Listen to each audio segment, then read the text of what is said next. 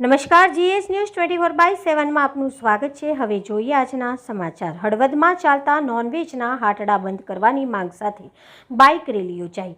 મોરબી જિલ્લામાં છોટે કાશી તરીકે પ્રખ્યાત હળવદમાં છેલ્લા કેટલાક સમયથી નોનવેજની દુકાનો અને લારીઓ શરૂ થઈ ગઈ છે, જે તમામ દુકાનો અને લારીઓ બંધ કરવાની માંગ સાથે આજે શનિવારે હળવદ અસ્મિતા મંચની આગેવાની હેઠળ બાઇક રેલી યોજાઈ હતી અને મામલતદાર કચેરી ખાતે લેખિત રજૂઆત કરી આગામી 48 કલાકમાં હળવદમાં ચાલતા ગેરકાયદેસર હાટડા સદંતર બંધ કરવાની ઉગ્ર રજૂઆત કરી હતી। જો આ હાટડા બંધ નહીં થાય તો જનતા રેડ કરવાની ચીમકી ઉચ્ચારી મામલતદારને લેખિત રજૂઆત કરી હતી। આ બાબતે વાત કરીએ તો હળવદ શહેર અને છોટા કાશી તરીકે જગવિખ્યાત છે અને હળવદ શહેર ઐતિહાસિક અને સંસ્કારી નગરી છે।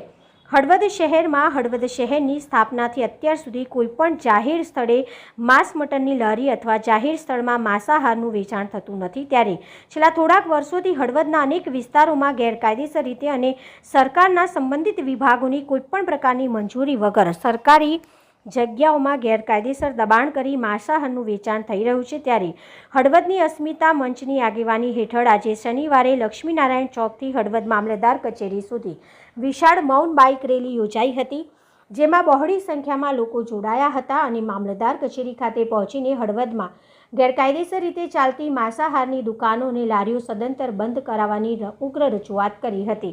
મૌન રેલીમાં લોકો હળવદમાં ચાલતા નોનવેજના હાટડા બંધ કરો અને છોટા કાશી હળવદની પરંપરાને જાળવી રાખોના બેનર સાથે જીવદયા પ્રેમી લોકો જોડાયા હતા અને જો આગામી 48 કલાકમાં ગેરકાયદેસર ચાલતા માંસાહારના હાટડા વિરુદ્ધ કોઈપણ પગલાં લેવામાં નહીં આવે તો જીવદયા પ્રેમીઓ દ્વારા જનતા રેડ કરી આ પ્રવૃત્તિ બંધ કરવાની ચીમકી ઉચ્ચારી મામલતદારને આવેદનપત્ર આપ્યું હતું।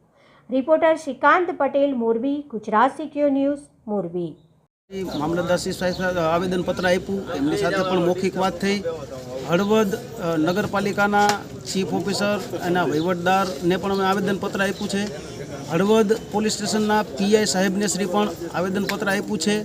એમે અમને એવી હૈયાધારણા આપી છે કે તમારી આ અરજી અને આવેદનના અનુસંધાને આગામી 24 કલાકની અંદર જ આ જે કંઈ ગેરકાયદેસર હશે એના ઉપર કાર્યવાહી કરવામાં આવશે।